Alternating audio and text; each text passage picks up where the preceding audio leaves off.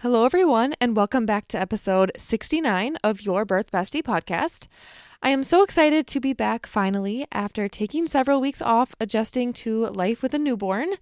Harper Elyse was born on July 15th, and you guys have shown so much love and support, and it means so much to have gotten all the messages at the end of my pregnancy as I was waiting for her to be born, and then also checking in on me postpartum. So I am so grateful for family and for friends, but also the community that I've created over social media. So thank you. Every message really has meant so much. My husband and I, with now our 3 daughters, are doing really, really well, and I can't wait to share all about my home birth story with you in this episode and answer all of the questions that I've been getting. I hope you enjoy and continue listening to episodes every Tuesday coming up. I have a lot of great topics that I am excited to share with you. Hey there, I'm Beth Connors, a midwife and mom of 2, but also your birth bestie. In this podcast, we'll dive deep into everything you need to feel confident, prepared, and in control, from baby bump to delivery room, from practical tips to personal stories. We'll cover it all so you know exactly what to expect every step of the way. Let's get into it. So the first question that I want to answer right off the bat is, why did I choose a home birth for this third birth over a hospital or a birth center? And if you're curious what my other birth stories were like, I did share those already in episodes 2 and 4 of this podcast. But basically, my first experience in the hospital was pretty awful. I didn't know that I had any choices during my pregnancy, and I really just did whatever my hospital birth team told me to do in the moment. And it pretty much went against how I would have wanted things to go, despite having an unmedicated birth. And then my second birth was also in the hospital, but I felt pressured from very early on to induce and plan on an induction, even from like 12 weeks, because I had such a big baby with my first. So they were already preparing me for that, which really stressed me out. But overall, when it came time to have her, it was a great experience. I was able to be part of the hospital's water birth study, so I had a water birth. And from the first contraction to when she was born, it was less than an hour. So very, very fast. So with all of that experience personally, and then through my training as a midwife, I knew with this third pregnancy that I could have an autonomous birth. And honestly, I just didn't want to have to fight the system that I know I had to fight and that I help other moms go through every single time I'm with them when they have their babies. So out of just utilizing my energy elsewhere to focus on an individualized experience in my own home, that was something that was really important to me when considering a home birth. It also had to do with the fact that I wanted to wait for spontaneous labor rather than the inductions that I was encouraged to have with my first 2 babies. With my last labor being so short, I also had a feeling that it was probably also going to be pretty quick, and I might not want to or be able to leave home to go to a birth center or to a hospital. So being at home and actually planning for that seemed like a good idea. Overall, a home birth to me allowed me to fully take control of my experience and really ensured my choices were respected and my care was personalized to what I wanted. Being in my own home, I was comfortable, relaxed, and I had no pressure or restrictions that would have occurred if I would have been somewhere else. And looking back, I wouldn't have made it to another location. So defaulting to home was a really good choice for me, and I will share all of the details. So this was my third pregnancy. Everything was very similar prenatally than with my other 2 daughters, except this time around, I did not opt for an elective induction. I waited for spontaneous labor to occur, as hard as that was, and I have thought about what is harder, the fatigue and morning sickness of that first trimester, or literally those last weeks or days of pregnancy. And I still cannot determine which is worse, so I'd be curious to hear what your thoughts are on that. But for me, it was so hard not being in control of when she was going to be born. I was seeing other women have their babies and just hoping every night that my turn was next. I feel like after 39 weeks, it was brutal, but especially passing my due date and then passing 40 weeks and 2 days, which was the longest that I had ever been pregnant with my second. And I was fully convincing myself that I was going to be pregnant forever. I tried so hard to reframe my thoughts and instill confidence that my body and my baby were made for birth, and all of those amazing affirmations that are so helpful. But the wait just about killed me, which looking back is so silly because it feels like it went by in a blink, which I definitely knew that was going to happen and that was going to be the case. But then my due date of July 8th came and went, and the next appointment with my midwife came and went, where I think I was like 4 or 5 centimeters dilated at that point. My cervix was pretty thick and I was at a -1 station, so baby was coming down. I could definitely feel her super low way before my due date, and I had contractions consistently every few minutes for probably 4 or 5 weeks before she ended up being born. Nothing was really painful, but cramping definitely at the end of the day, which I knew was normal and would go away completely during the day. So it was really only happening at night. But I knew my body was getting ready, doing all of the natural labor induction methods to hopefully kickstart labor. And I feel like the 2 days before I went into labor, I just gave up and I truly felt good in surrendering to the process and not trying to stress about anything. I definitely wasn't going to be pregnant forever, right? And it wasn't up to me when she was going to be born. So it took me a while to learn that for myself, even though I reassure other moms of that all of the time. It was definitely hard to take my own advice. So it was the night of Sunday, July 14th, and I was so irritated about still being pregnant. And I had a BPP, or a biophysical profile, which is an ultrasound, the next day in the afternoon. It was scheduled for 2 p.m. And it was kind of a bit of a drive. I had to arrange childcare for it.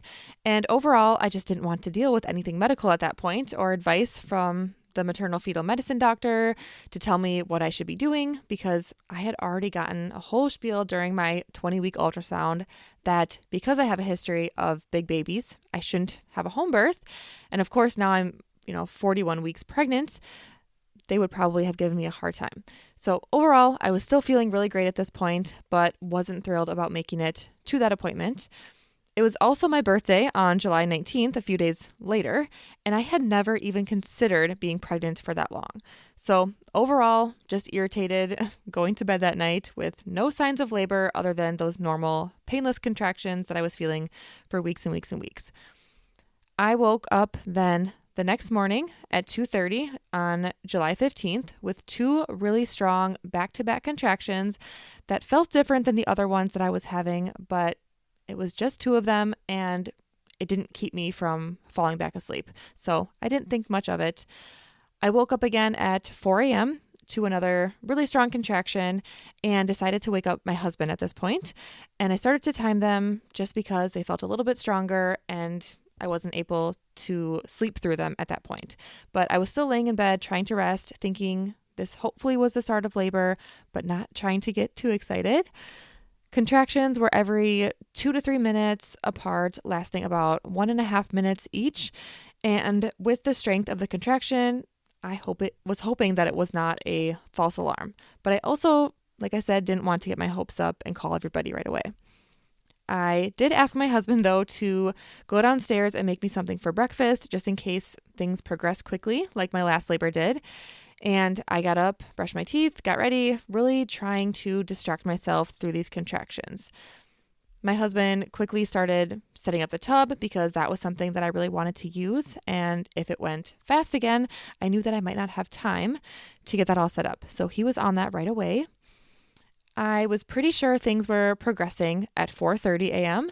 So I called my mom because she was going to be there for my 2 older kids if they were to wake up.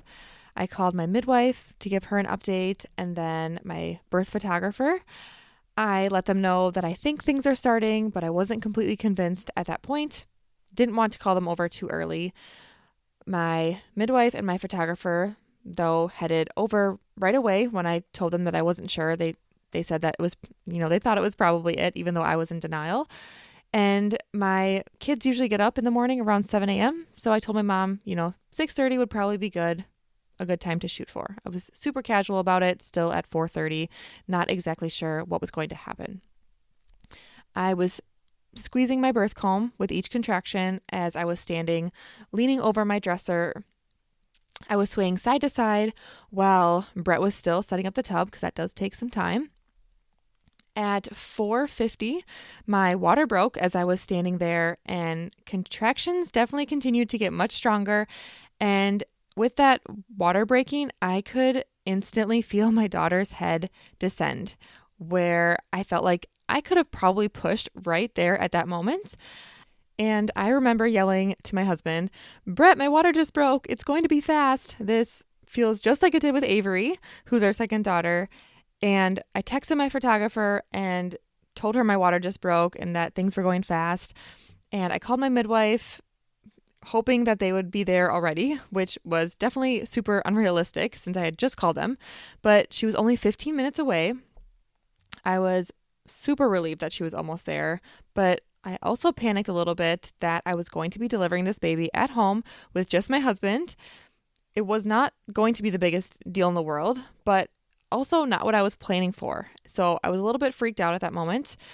I called my mom back between contractions to let her know to come right away, that things were progressing, and then had another phone call to my midwife asking if she could please stay on the phone, because that was reassuring for me just to have her on the line. She said she was then 6 minutes away and told me not to get into the tub until she arrived. So I continued laboring on my hands and knees next to my dresser, which was next to the birth pool as well, that was set up, that my husband did get it all together in time, which looking back is actually incredible.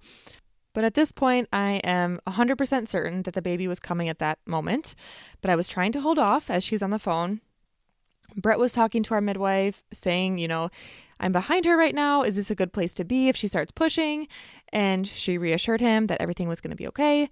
And I was definitely pushing, but just enough to make the urge go away, but still trying to hold back because I didn't want to have an unassisted birth.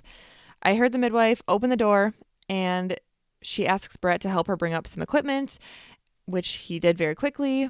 But I was alone for, maybe 45 seconds. And I thought for sure, again, at that moment that the baby was going to be born, still trying to hold off, making sure that I wasn't going to deliver as they're bringing up the equipment. They both came back and I instantly jumped into the tub on my hands and knees. I was leaning over the side of the tub and was able to finally actually start purposefully pushing, which felt actually really good at that point when I wasn't having to hold her in any longer. And I am almost 6 feet tall, so the water doesn't really get to a good place that easily allows me to be submerged. And I was in a squat position with my right leg extended out so my bottom would stay below the water. And I remember with my other water birth how important this was, because instinctively I stood up when I was delivering her head with my second daughter. And then once you stand up and her head was delivered, I could not go back into the water at that point.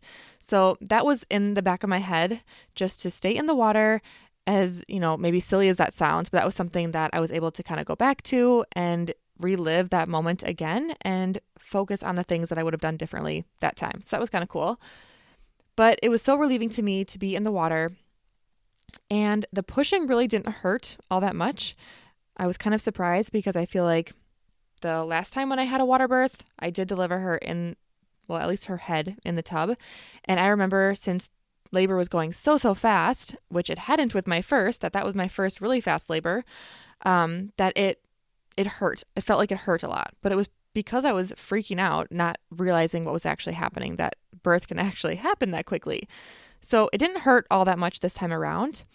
In between contractions, I do remember saying how much I hate this feeling. I just want to be done. And I want to mention that no matter if your labor is 2 days long or 20 minutes, that overwhelmingly intense sensation right before your baby is born is no joke, and it is really hard, but you kind of just say that it sucks, and you know that you don't have a choice at that point, and you get through it, and you have people around you supporting you, hopefully, that are going to help you get through those hard moments, because they are pretty brief, in the whole time span of labor and delivery.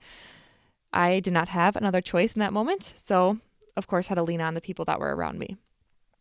I will say, though, that having had one really fast birth before this one, I can 100% tell you that I felt fully present and fully in control the entire time because I was in tune with what was happening.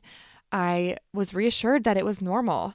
I knew what was happening and why I was feeling that way, ultimately knowing that I was so close to being done and over and having her in my arms, and just kept telling myself to suck it up for 5 more minutes.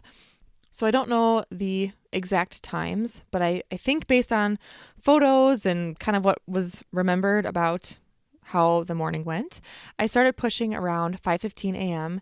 and I had Harper in my arms at 5:25. The pushing could have been shorter than that. I'm not really sure, but I had probably 3 contractions in the water and was really intentional and focused during that time, supporting my baby's head out. And it felt relieving and really in control. There was no rush.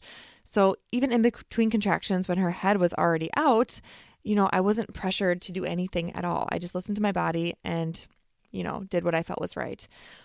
Where my water birth with my second daughter, I could not believe how fast things were going. Like I said, that fetal ejection reflex just kind of took over, and I did not know how to control myself in that moment. So I pushed like a crazy person. That's how I felt at the time, and it just created chaos in that moment. This time, I didn't really verbalize that much at all. I was just so focused and I didn't feel rushed at all.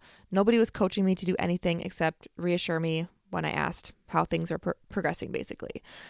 My midwife had a flashlight and a mirror to look in the water and was, assuring that everything was going well. And then I delivered her head. I waited for what felt like forever, but it also didn't hurt when the tissue was stretching and the next contraction was building. And then when that final contraction happened, her body was born. My midwife caught her behind me, and I turned around, held my daughter for the first time at 5:25 a.m. on July 15th.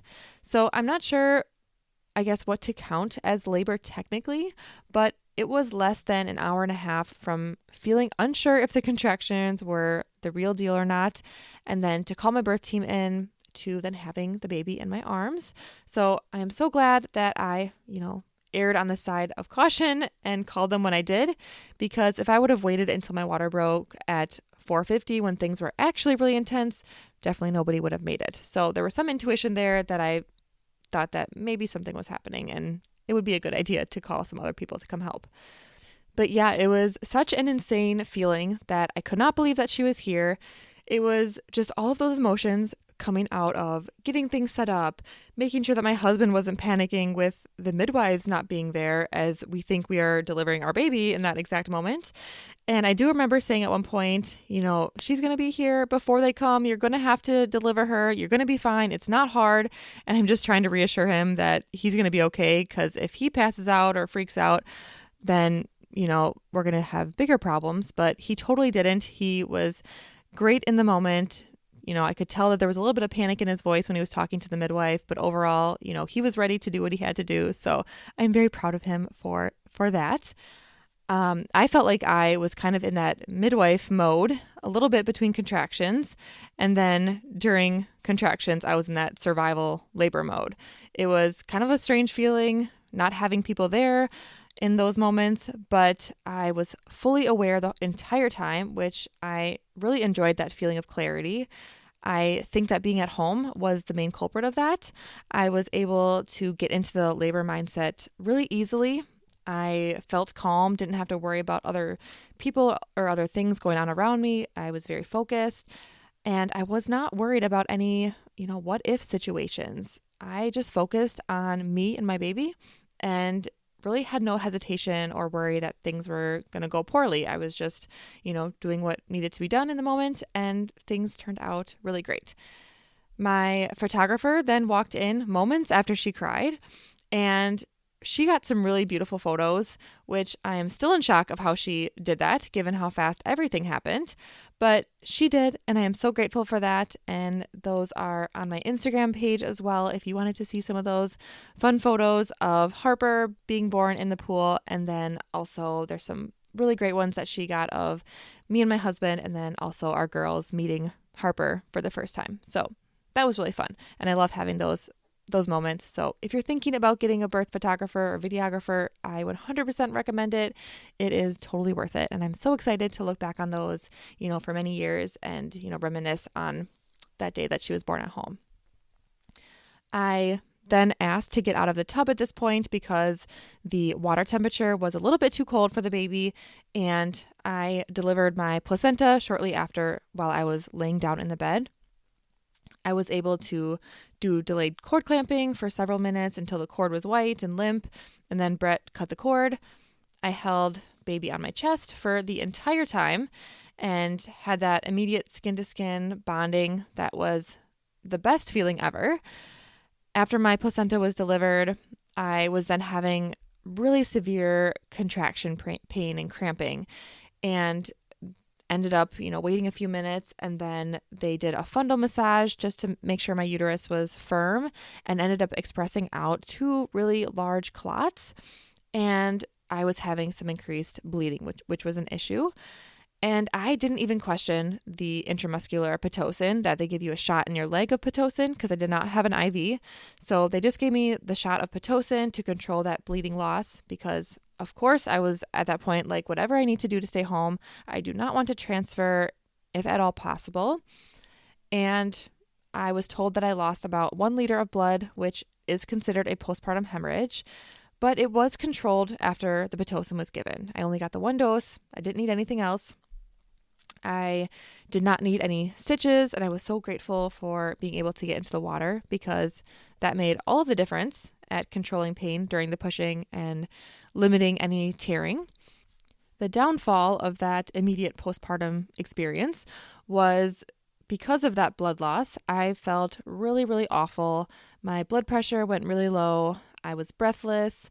I was really, really weak, so I could not make it to the bathroom for a bit after delivery without feeling like I was going to pass out.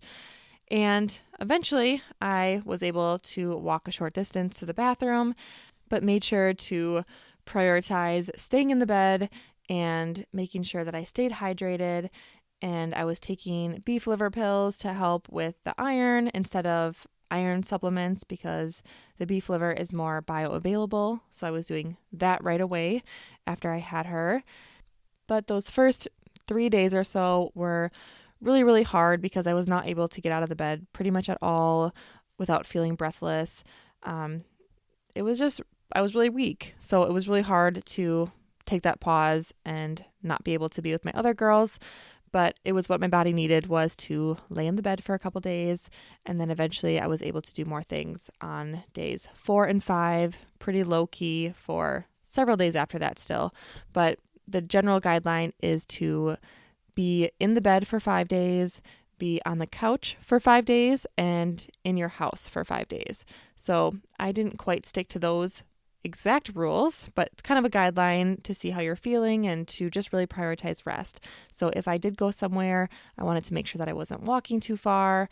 I was, outside sitting down with my baby, and other people were getting me food or water or something like that. So I was still making sure to prioritize that rest period while also taking care of my mental health, because being in my house for 15 days is not something that I was able to do at that point.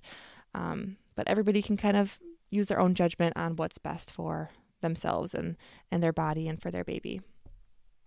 Also, I want to mention that the postpartum contractions were also very, very strong, which I was very prepared for, because I had very strong contractions after with my second baby. I would say they're even comparable to active labor. So for me, in my opinion, it is no joke and something specifically to be prepared for, especially if it's not your first baby. And I will do another episode all about the tips and tricks that I have for easing those pains in an episode coming up, because they are so important to prepare for, in my opinion. So after all of that, everything was quickly cleaned up by the midwives as, all of that was happening. And we were left alone for about an hour, just me and my husband, snuggling our newborn in our bed at our home. And around 7 o'clock, Nora, my 4-year-old, woke up. She walked into our bedroom to see that she had a new baby sister, which was super fun. And she was so excited, because we had been telling her for many, many days that any day could be the day that we have the baby. So she was, of course, waiting for that to happen, and it was a surprise to her. So very fun for her to wake up for that. And it was actually very cool that she was a little bit older this time around. She was super involved throughout the pregnancy with all the prenatals when the midwife would come and listen to the baby's heart tones and check my fundal height and all of those fun things. And just meeting the midwives and seeing people who were coming into the home to provide care was just a different perspective. So that was really fun for her to be involved in that way. And then also helping me get all my supplies ready while I was still pregnant and getting everything set up. So that was fun for her to be a part of it in that way, even though she wasn't there for the birth because I wasn't going to wake her up. It was way too fast, way too intense at that point. So she was able to meet her right away after she was born. She was only like an hour old. So that was very special. And some of the things that she said that day that I want to remember because it was super cute was, she said, "Mama, she didn't come out of your belly. It was your uterus." She was very particular if anyone would talk about the baby in my belly or if her younger sister would say the baby's in your belly. She would always make sure to clarify that the baby was in my uterus. So I thought that was cute. I thought that it was pretty smart for a 4-year-old. We obviously talk about birth a lot. And if you follow me on Instagram, she likes to pretend and record her own podcasts about mommies and babies. So she loves learning about all of these things too. She also learned what vernix was.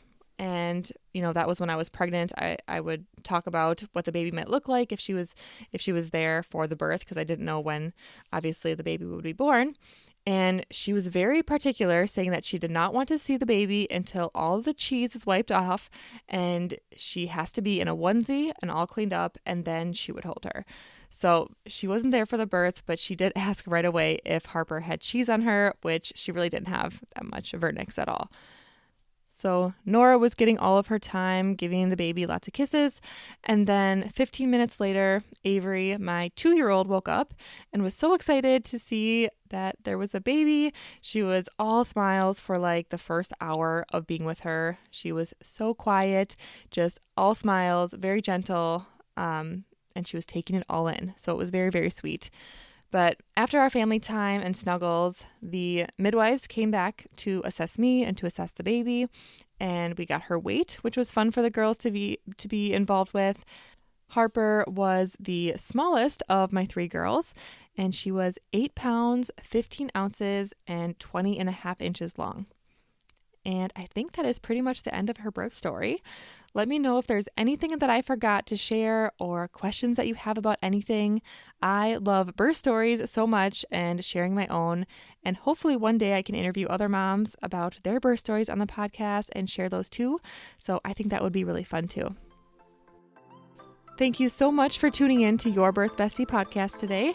I have loved sharing my home birth story with you, and I wish I would have had the knowledge and the confidence to have my other babies at home too. But I don't regret my previous experiences because they definitely have, changed me as a mom and as a midwife. But I do love educating others on home birth and how amazing the experience can be. Our daughter, Harper Elyse, was born on July 15th, 2024 at 5:25 a.m. And it is a day that I will always remember and be proud of my strength and confidence, as well as, the support and care that I received around me to make it happen. Thank you so much for listening to the podcast today and for being patient as I took several weeks off from releasing episodes and taking care of myself and my family. I appreciate you tuning in and hope you will join me next Tuesday for another episode. Bye, everyone.